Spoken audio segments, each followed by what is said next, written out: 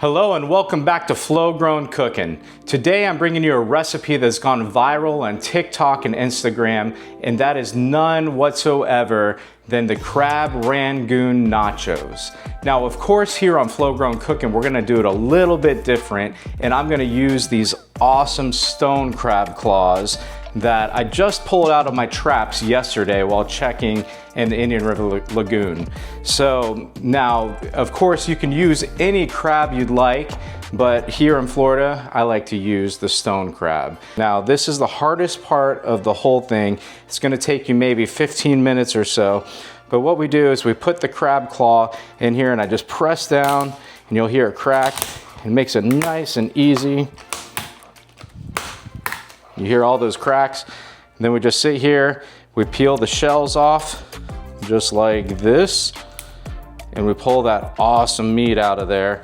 Okay, now that we finished picking all our crab, the next thing we're gonna do is make our filling for the crab rangoons. So if you notice, I have this beautiful lump crab meat here that I just picked, and if you were to weigh it out, it's about a pound of crab meat. But we're gonna go ahead and take this crab meat and we're gonna dump it right in here. I have some softened cream cheese to start with, and I'm gonna throw the crab meat right on top of it like that. Make sure you get all of that out because we don't wanna waste any of that delicious crab meat. We have a tablespoon of sesame oil that I'm gonna use. So I'm gonna drop the sesame oil right in here. I also have some white pepper, and this is about 1 teaspoon of white pepper that I'm gonna put on here. I have 1 teaspoon of salt. I have about a tablespoon of sugar, and that just helps sweeten everything up there. 1 jalapeno chopped up. And I have some green onion. 6 garlic cloves that I'm gonna squeeze into here. After I squeeze them in, I'm gonna go ahead and blend all this up or mix it all together, and then I'll be right back to you and tell you the next step after that.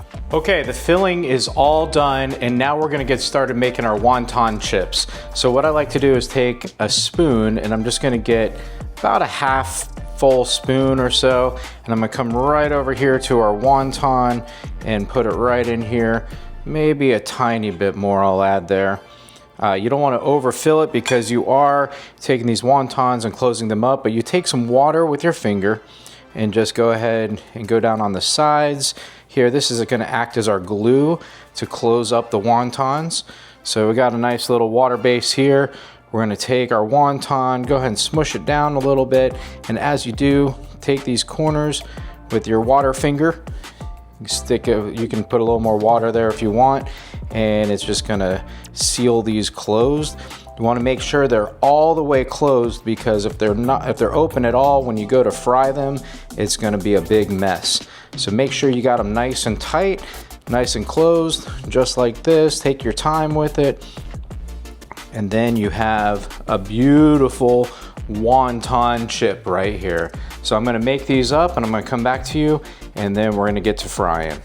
Okay, now that all our wontons are ready, the last thing to do is to throw them into the fryer here. So I'm gonna take each wonton, and I can do about 2 at a time in my little Fry Daddy here. If you have a bigger one, you might be able to do more. But what I like to do is I'll take them and then just drop them right in there. They start cooking up, but as you notice, they start floating to the surface. So I take my basket and I just hold them under the oil. All right, I've been frying these for about 2 minutes now, so it's time to pull them out. So what I'm gonna do is I'm just gonna take the basket out. I'm gonna set it down on this paper towel that I have right here, and then I pull them out one by one, and I'm just gonna rest them on my cookie rack over here, used for a fry cooling rack tonight.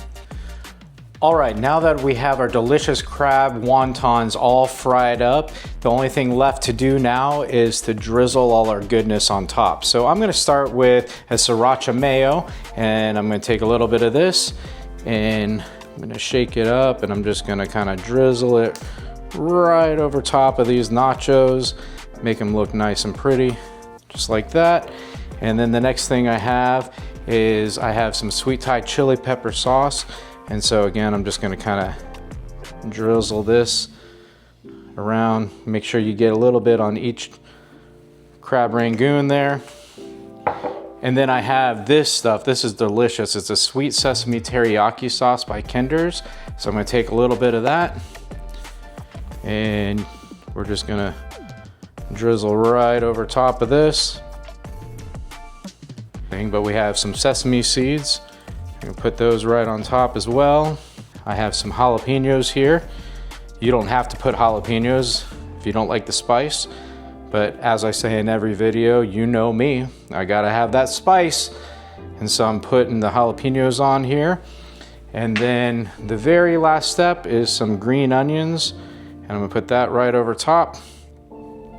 And you have a beautiful crab Rangoon nacho. All right, guys, I'm going in for a bite, and I'm gonna be honest with you, I cannot wait to try these. So here we go.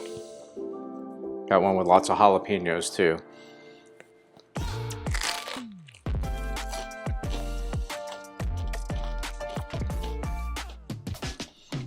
Oh my gosh. I can see why these went viral. These are great. I hope you guys make these at home, and I can't wait to see you again on next time with Flow Grown Cooking.